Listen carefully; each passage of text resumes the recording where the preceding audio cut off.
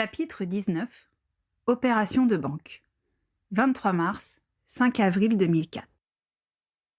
Harry et Pritchard retournèrent au bureau de la Guilde des artisans pour demander à consulter les comptes déposés par les divers fabricants de balais. Ce fut une journée longue et fastidieuse. Le lendemain midi, Truston arriva triomphant au QG des Aurores. « Vous nous avez dit de regarder du côté d'une série de vols inexpliqués côté Moldu, et je pense qu'on a trouvé, s'enorgueillit-il.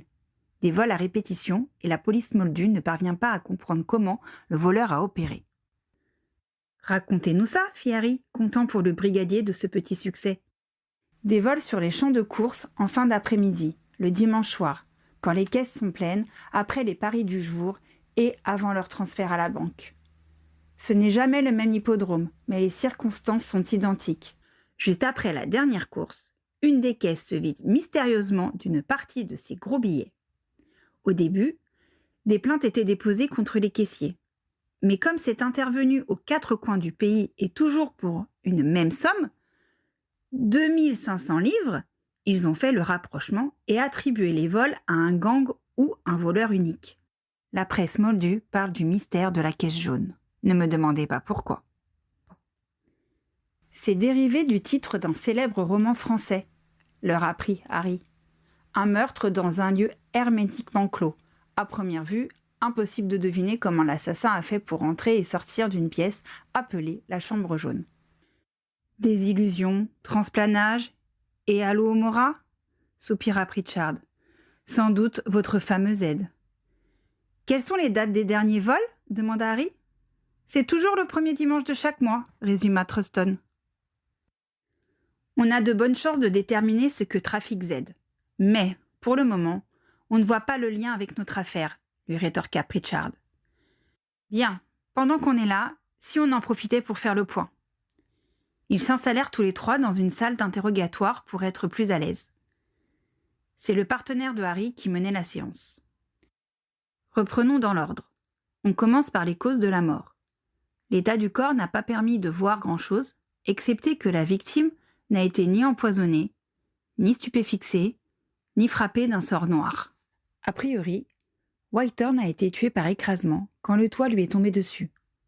Compte tenu de la récente rénovation du bâtiment et du bon état de leur scie à bois, les chances pour que la catastrophe soit due à une cause matérielle normale sont très faibles. Le rapport du charpentier a étayé la thèse d'une intervention humaine. Il fit une pause pour vérifier que ses 2 interlocuteurs étaient d'accord avec lui. 2 possibilités. C'est un accident ou bien un acte délibéré. Commençons par examiner l'hypothèse de l'accident.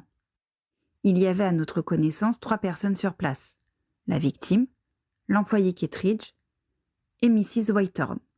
La victime aurait-elle pu faire tomber ce toit en lançant un sort trop violent ou dans la mauvaise direction ? Tout le monde décrit Whitehorn comme très consciencieux, avança Harry.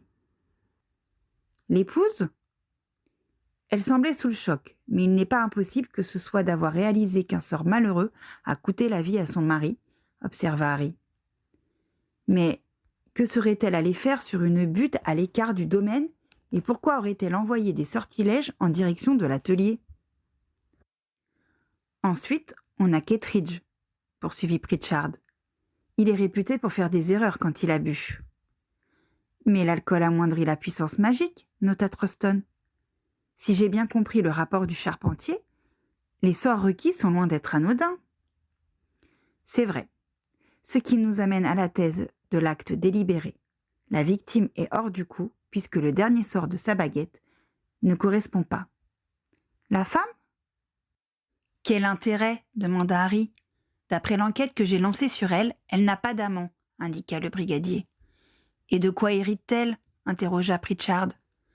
Selon nos dossiers, la fortune de la famille est dans l'entreprise. Il y a sans doute un coffre bien rempli chez Gringotts, mais c'était plus simple pour elle de truquer les comptes que de tuer son mari de façon aussi spectaculaire. Justement, vous avez analysé ces écritures ?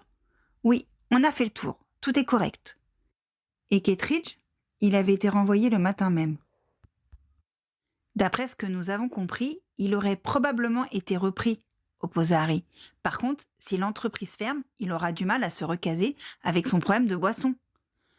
Sans compter qu'il avait intérêt à ne pas détruire l'atelier s'il voulait profiter de la mort de son patron pour lui piquer sa place, ajouta le brigadier. D'accord, on le raye, admit Pritchard. Une autre personne aurait-elle pu se trouver sur la butte et lancer ce sort? J'ai enfin reçu le rapport des transports magiques. La cheminée publique la plus proche a bien amené quelqu'un un quart d'heure avant l'accident. De quelle provenance? S'écria Harry. Grande poste de Préolard, soupira Pritchard. Les deux autres hochèrent la tête d'un air dégoûté. Il y avait beaucoup de passages par cette cheminée et, en début de soirée, c'était l'heure d'affluence. Impossible de savoir qui l'avait prise pour se rendre sur les lieux. Il y a des maisons sorcières à 1 ou 2 kilomètres de l'emplacement de la compagnie Nimbus, indiqua Truston. Elles sont également desservies par cette entrée du réseau, je suppose. D'après notre enquête de proximité, ils n'ont rien vu de suspect ce soir-là. Mais ils ont peut-être utilisé cette cheminée pour rentrer chez eux ou pour recevoir de la visite. Je referai un tour là-bas pour m'en assurer. Et puis, on a d'autres pistes, tenta de positiver Harry. Justement, parlons-en, continua Pritchard. Je pense que cette histoire d'élection n'est pas à prendre à la légère. Je suis d'accord avec vous, répondit le brigadier. Si la moitié de ce que nous avons sur Flamel est vrai, il y a beaucoup de galions en jeu. Il perdrait beaucoup plus que son siège si son mandat n'est pas renouvelé. Qui d'autre? Poursuivit Pritchard. On peut examiner la piste Z, même si pour le moment on n'a pas de lien entre les vols et la mort de Whitehorn, proposa Harry. D'accord. Zabini? Connaît-il le monde moldu? Demanda Truston. Le déroulement des cambriolages démontre une bonne connaissance de leur organisation. Il faut savoir où se tiennent les courses de chevaux et l'endroit où ils gardent leur argent.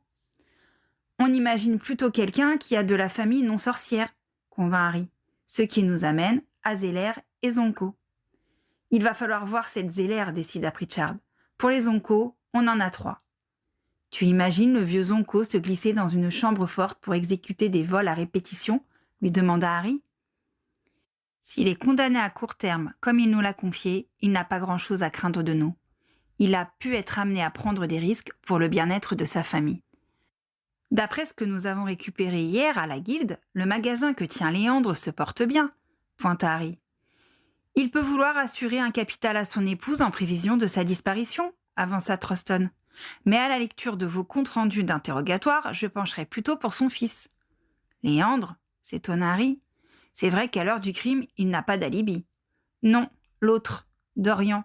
Il travaille dans un haras et a donc des raisons de s'intéresser aux courses moldues. Les 3 hommes considérèrent cette hypothèse. Lui non plus n'a pas d'alibi, reconnut Harry. En y repensant, il avait une sale tête quand on l'a vu, ajouta Pritchard. Il avait l'air épuisé, mais nous a expliqué que les chevaux étaient malades et qu'ils devaient se lever plusieurs fois par nuit, compléta Harry. Vous savez que de notre côté aussi on fait des courses, indiqua Truston. Il y en a une 10aine par an qui opposent les différents haras. Elles s'exécutent au sol et en vol. Et comme toutes les activités susceptibles d'entraîner des paris, il y a toute une série d'actes clandestins. Qui dit paris, dit dette, et cela pourrait expliquer les vols d'argent à répétition. Il le ferait pour faire face aux échéances. Cela commençait à prendre forme. De l'avis de Harry, c'était la meilleure piste qu'ils avaient depuis le début de l'enquête. Pourquoi le fait-il transiter par la banque? S'interrogea-t-il tout haut. Il pourrait l'utiliser directement. Il a besoin de le changer en galion. Je suppose que les procédures des gobelins rendent indispensable le passage par le comte, avança Truston. Je demanderai ce soir à mon contact, promit Harry.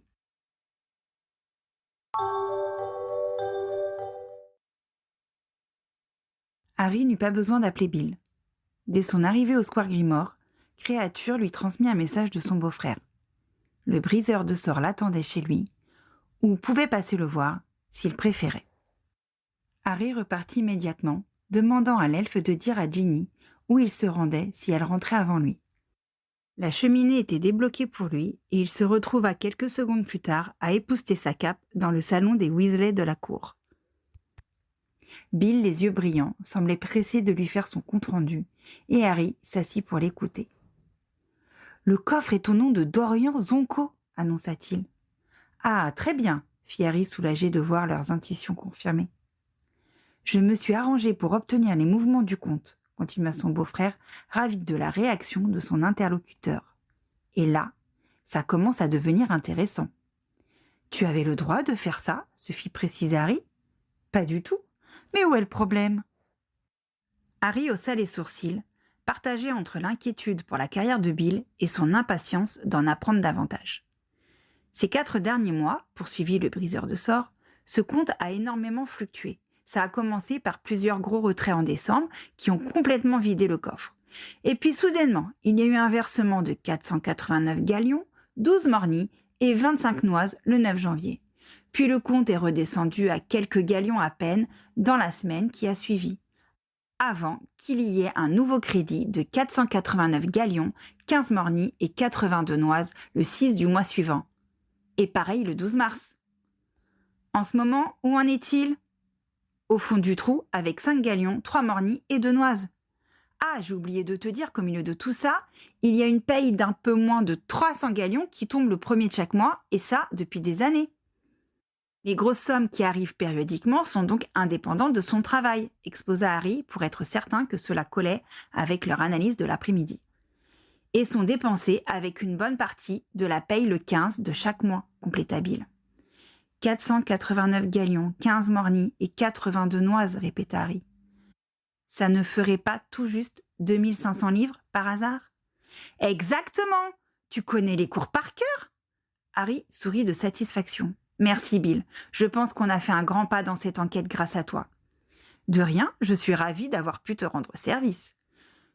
Dans l'hypothèse où Zonko se procure ces 2500 livres, continua Harry, est-il obligé de le déposer sur son compte pour les convertir en galions? Pas nécessairement, répondit Bill.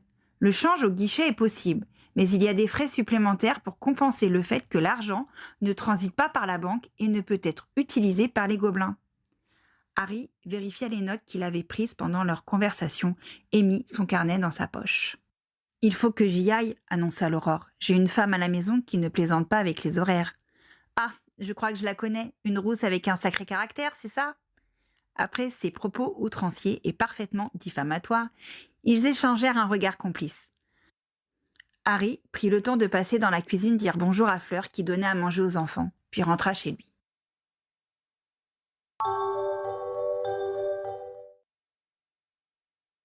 En arrivant au ministère le lendemain matin, Harry passa directement au service de la police magique pour inviter Truston à le suivre au QG des Aurores. Ils rejoignirent Pritchard et il annonça « Mon beau-frère Bill est formel. Le numéro de compte noté dans les papiers de Whitehorn est celui de Dorian Zonko, et les mouvements d'argent correspondent au vol constaté côté Moldu. L'équivalent de 2500 livres y est versé une fois par mois, quelques jours après les vols, pour être dépensé quelques jours plus tard, et le mois suivant, ça recommence. Au moins, on est fixé, le félicita Pritchard pendant que Truston souriait largement à cette nouvelle. Que fait-on maintenant? Demanda Harry. Messieurs, je sais que cette piste vous plaît beaucoup et qu'il est probable que cela débouche sur quelque chose. Mais je tiens à attirer votre attention sur le fait que cela peut n'avoir aucun rapport avec notre affaire, tempéra Pritchard. Merci de ne pas l'oublier. De toute manière, si j'ai bien compris, il faut attendre le premier dimanche du mois prochain pour qu'il bouge de nouveau. Mais c'est dimanche en 8. On ne va rien faire pendant 11 jours, s'exclama Harry. On ne va pas rester les bras croisés en attendant. Pritchard réfléchit un instant. Pour le moment, nous ne pouvons opposer contre lui aucun élément tangible, analysa-t-il. Il ne faudrait pas qu'il panique et laisse tout tomber. La meilleure chance que nous ayons est qu'il exécute un nouveau vol et se rende à la banque juste après. Cela nous donnera un prétexte pour l'arrêter et perquisitionner chez lui. Son père est une pointure, on ne peut pas débarquer avec nos gros sabots. Nous avons un certain nombre de pistes à vérifier en attendant. Au travail, messieurs.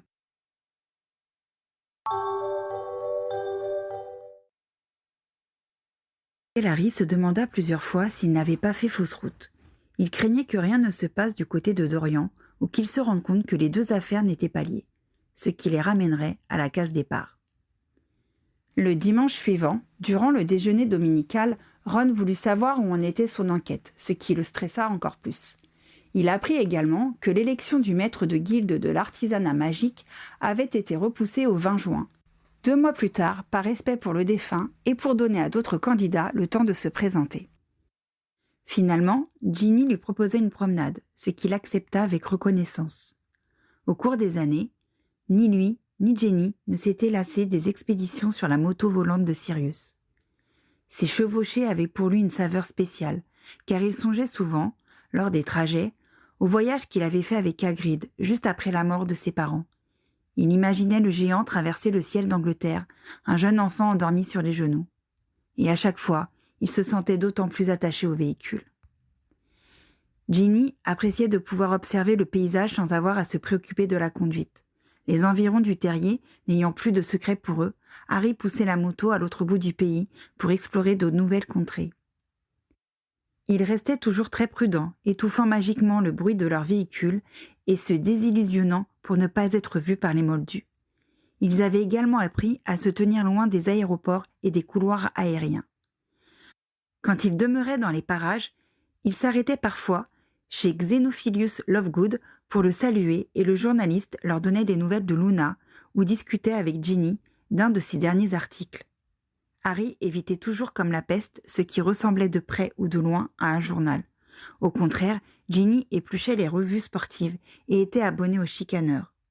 « Tu penses vraiment apprendre quelque chose de sérieux là-dedans ?» lui avait un jour demandé Hermione.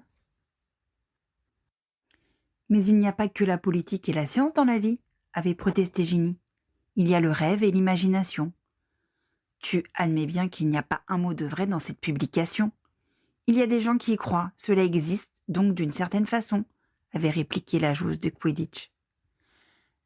Hermione n'avait rien eu à répondre à ça. Cette semaine-là, Harry vola jusqu'à proximité du haras où travaillait Dorian Zonko. Une surprise les attendait. Il y avait une quinzaine de chevaux dans les airs, évoluant en une chorégraphie gracieuse. Émerveillés, ils les contemplèrent tournoyer et réaliser des figures aériennes de toute beauté. « C'est magnifique !» chuchota Ginny quand les quadrupèdes redescendirent pour se poser en formation dans un pré en contrebas. « Je suppose qu'ils donnent des représentations, » répondit Harry. « On a eu une démonstration du même genre pendant la Coupe du Monde de Quidditch. Tu ne l'as pas vue ? C'était avant mon match, j'étais en train de me concentrer dans les vestiaires. C'est pour voir ça que tu m'as amené ici ? Dans ce haras vit un présumé assassin. » Ginny eut un petit rire. « J'ai décidément le mari le plus romantique du monde sorcier. C'est cette affaire qui te rend grognon ces derniers temps ? Je suis sur une piste, mais je ne sais pas si c'est la bonne, ni même si elle va aboutir à quelque chose. On a un meurtre, et ce qui est sans doute du vol. Mais on a de preuves formelles contre personne. » « Tu ne peux pas trouver un élément nouveau tous les jours, » le raisonna Ginny. « Oui, c'est normal, je suppose. C'est juste éprouvant pour les nerfs. »« Tiens, regarde, il recommence. » Ils admirèrent l'entraînement des chevaux ailés une demi-heure encore, avant de devoir repartir. La région était belle, et, quand ils revinrent au terrier, Harry se sentait plus serein.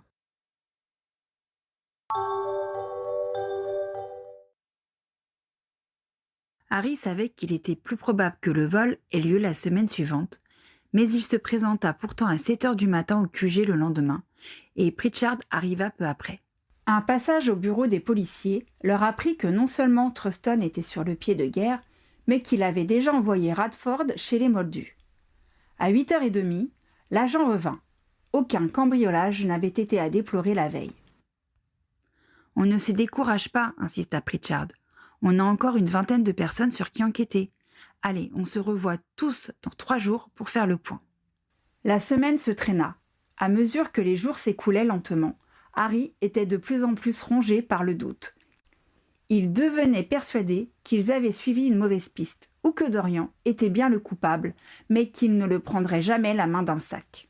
Gagné par le découragement, il n'arrivait plus à se concentrer sur les enquêtes menées sur les proches et collègues de la victime. Même son entraînement de Quidditch du vendredi soir ne parvint pas à lui redonner le moral.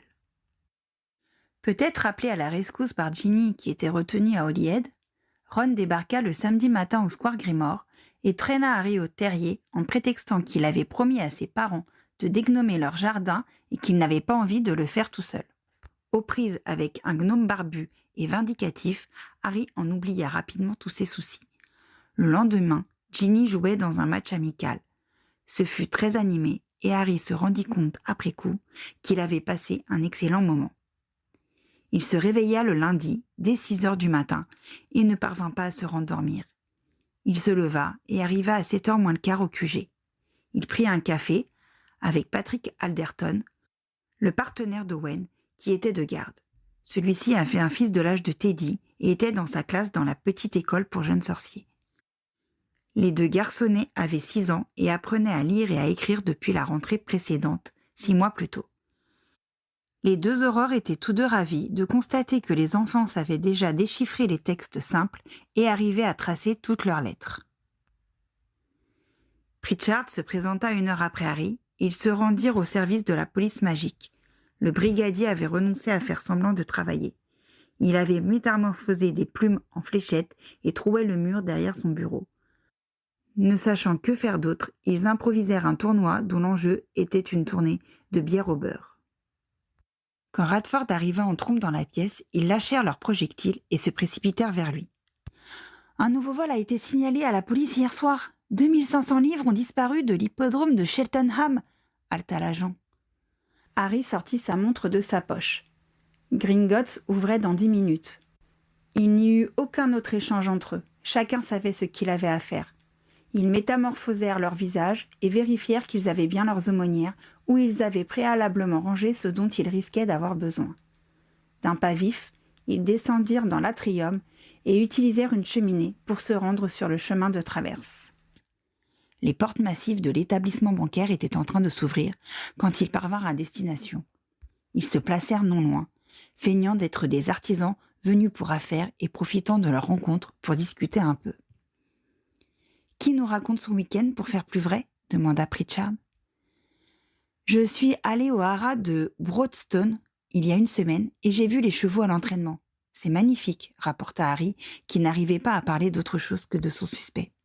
« Je croyais qu'on avait convenu de ne pas éveiller les soupçons de Zonko, » grogna son partenaire. « J'étais désillusionné, » le rassura Harry. « D'ailleurs, comme ma femme était avec moi, je pouvais toujours raconter qu'on se promenait en amoureux. »« Ah, je ne sais combien de kilomètres de chez toi. »« Mais on le fait vraiment, » argumenta Harry. « On fait régulièrement de longues balades, en balai. »« Je n'ai rien entendu, » prétendit Pritchard, rappelant à Harry que les trajets en balai au-dessus de la campagne moldue n'étaient pas vraiment appréciés par le ministère de la Magie. L'utilisation d'un engin moldu enchanté l'était encore moins, et Harry se félicita d'avoir légèrement travesti la vérité. Ils eurent encore le loisir de parler du temps qu'il faisait et qui était doux pour la saison, de l'augmentation du prix de la bière au beurre et du dernier concert des Bizarre Sisters, qui avait failli tourner à la catastrophe au moment où les sortilèges anti-moldus lancés sur le lieu de la prestation avaient lâché. Quand Pritchard s'exclama à voix basse « Le voilà !» Les autres se gardèrent bien de se retourner. Harry regarda sa montre et tous trois se dirigèrent vers l'entrée de la banque, comme s'ils se rendaient soudain compte qu'il était temps de faire ce pourquoi ils étaient venus. Il était tôt, et il n'y avait pas beaucoup de monde dans le grand vestibule. Ils attendirent que le vétérimage sorte une bourse pour intervenir. « Bureau des aurores », dit doucement Pritchard en l'attrapant par le coude pour qu'il ne se sauve pas. Truston rafla la liasse qui venait d'être déposée sur le comptoir et l'ouvrit pour vérifier son contenu, faisant glapir d'indignation le gobelin qui se trouvait derrière le guichet. Quand le brigadier hocha la tête, signe que c'était bien de l'argent moldu qui avait été saisi, Harry empoigna l'autre bras du suspect. Le caissier, qui s'apprêtait à recevoir les billets, s'insurgea. « Vous n'avez pas le droit d'interrompre une transaction financière. Faites sortir ces sorciers !» cria-t-il à deux gobelins qui s'étaient avancés en entendant les éclats de voix. Les aurores et le policier se replièrent docilement, mais en entraînant Dorian Zonko, qui, livide, n'opposait aucune résistance. « Ils emportent de l'argent !» protesta le guichetier. « Il n'était pas encore déposé !» répliqua le brigadier en glissant la pièce à conviction dans sa poche. Ils se retrouvèrent dehors, plus rapidement qu'ils n'étaient entrés. Sans perdre de temps, ils transplanèrent au ministère.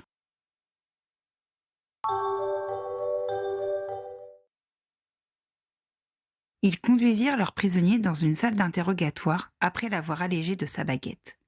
L'homme reconnut sans peine avoir cambriolé un lieu moldu en vue de renflouer son compte en banque. « À qui devez-vous de l'argent » demanda Pritchard. « J'ai perdu un pari. »« Quel genre de pari » Silence. Course de chevaux proposa le brigadier. Course illégale de chevaux? Lentement, le vétérimage hocha la tête. J'aime les chevaux, expliqua-t-il. J'aime les voir voler ou courir. Lorsqu'un des employés du haras où je travaille m'a proposé de voir une course, je n'y ai pas vu de mal. Cela fait faire de l'exercice aux bêtes, après tout. Et puis je m'y connais bien, et quand on faisait des petits paris avec les autres spectateurs, je devinais toujours celui qui allait gagner. C'était amusant et sans conséquence. Il soupira et observa ses mains sans continuer. Et puis un jour, quelqu'un a proposé de parier sérieusement, continua pour lui le brigadier. Des petites sommes au début, mais quand on rejoue ses gains, cela commence à faire. Exactement, avoua Zonko. Je vois que vous connaissez la combine. J'ai vraiment été un crétin sur ce coup-là. Les mises sont montées doucement jusqu'au moment où la bête sur laquelle j'avais parié est tombée. Et là, j'ai réalisé ce que j'avais perdu. Combien? Demanda Truston, prenant la main, car on se trouvait encore dans la compétence de la police magique. 3000 galions. J'avais signé sans regarder le ticket. Pour moi, c'était sans conséquence, vu que je n'avais en tête que les 25 galions de ma mise initiale. Mais d'une course à l'autre, on arrivait à cette somme. Le type à qui je devais les 3 lingots m'a dit que ce n'était pas un problème. Je pouvais payer en plusieurs fois. Moi, ça m'arrangeait sur le coup. Et là, il m'a fait signer une reconnaissance de dette. Avec un taux d'intérêt prohibitif, compléta le brigadier. C'est ça, l'arnaque classique, je suppose. Mais je ne pouvais pas refuser, car sinon il me demandait tout d'un coup, et je ne pouvais pas assurer. C'est comme ça que je me suis retrouvée à lui devoir 5000 galions, payables en 6 mois. Pourquoi n'avez-vous pas refusé? Le questionna le brigadier. La course n'était pas légale, il ne pouvait pas vous poursuivre en justice. J'avais donné ma parole, répliqua Dorian d'un ton choqué. Donc, vous avez préféré vous endetter au-delà de vos possibilités de remboursement. Je pensais que mon père pourrait m'aider, mais j'avais sous-estimé son aversion pour tout ce qui est jeu et paris. Il m'a dit de me débrouiller tout seul et que cela me serve de leçon. Alors vous avez dû trouver une autre solution, le guida Truston. Je pensais faire un emprunt à la banque Gringotts, raconta Dorian. J'y suis allé et j'ai demandé au guichet un rendez-vous pour un prêt. Le gobelin est sorti transmettre ma requête, mais quand il est revenu, il m'a indiqué que cela ne serait pas possible, vu l'état de mon compte. Faut dire que j'avais déjà fait un premier versement et toutes mes économies y étaient passées. Là, j'ai complètement paniqué. Dorian aspira profondément et continua. Au début, quand il m'a expliqué que je pouvais donner de l'argent moldu et que le taux de change était avantageux, j'ai juste pensé à utiliser le compte de ma mère. Je pouvais ensuite la rembourser tranquillement. Mais cela n'a pas suffi, comprit le brigadier. Mon père avait prévu le coup et m'avait retiré ma procuration, confirma Zonko fils. Je suppose qu'il avait peur que ma mère me donne la permission de piocher dedans. J'ai encore tenu 1 mois, mais, comme j'étais à découvert, j'ai été convoqué à la banque. J'ai eu affaire au même gobelin. Et il m'a dit qu'il fallait que je comble rapidement mon déficit. Je lui ai expliqué que c'était impossible, et il m'a rétorqué qu'un bon sorcier ne devait pas avoir de mal à trouver de l'argent moldu. Dorian pencha la tête, comme s'il ne supportait plus le poids des 3 regards qui pesaient sur lui. Il faut que vous compreniez dans quel état d'esprit j'étais. J'étais aux abois. J'en voulais terriblement à mon père parce que, pour honorer ses principes, j'avais accepté une dette que je ne pouvais pas me permettre de payer et que, toujours au nom de ses principes, il avait refusé de m'aider. C'est à ce moment que j'ai pensé que le vol serait moins grave si je prenais l'argent chez des personnes aussi pourries que celles qui m'avaient mis dans ce pétrin. C'est là que vous avez songé à dépouiller les champs de course? Explicita Truston. Oui, c'est ça, fit Dorian d'un ton piteux. Je sais que c'est de l'hypocrisie, mais cela m'a permis de trouver le courage d'agir. Pourquoi ne pas avoir tout volé en une seule opération pour vous débarrasser de cette histoire une bonne fois pour toutes? Demanda Pritchard. C'est le gobelin qui n'a pas voulu. Il m'a dit que s'il changeait plus de l'équivalent de 500 galions à la fois, il y aurait une enquête. Je ne sais pas si c'était vrai, mais je ne pouvais pas prendre le risque. Alors, j'ai fait comme il m'a demandé. Mais pourquoi n'avoir pas pris la totalité de la somme chez les moldus pour le déposer par tranche à la banque? S'enquit Harry. D'abord, je ne voulais pas garder autant d'argent chez moi. Ensuite, je pensais moins immoral de ne pas tout voler à la même personne. C'est pour cela que vous avez changé de lieu à chaque fois? Oui, la morale du voleur. Ça doit vous faire rire, non ? Personne dans la salle n'avait le cœur à ça. L'interrogatoire était loin d'être terminé. Pritchard reprit. Donc, vous reconnaissez avoir participé à une course illégale de chevaux, d'avoir parié sur cette course, d'avoir commis des cambriolages dans des lieux moldus en utilisant la magie pour rembourser vos dettes. Je le reconnais. Bien. Maintenant, vous allez nous dire pourquoi vous avez éliminé Devlin Whitehorn, demanda l'Aurore. Dorian Zonko blêmit encore davantage et sembla se tasser sur sa chaise. Je ne savais pas qu'il était dans ce bâtiment, chuchota-t-il tellement bas que les 3 autres durent se pencher pour l'entendre. Je n'aurais jamais fait ça sinon.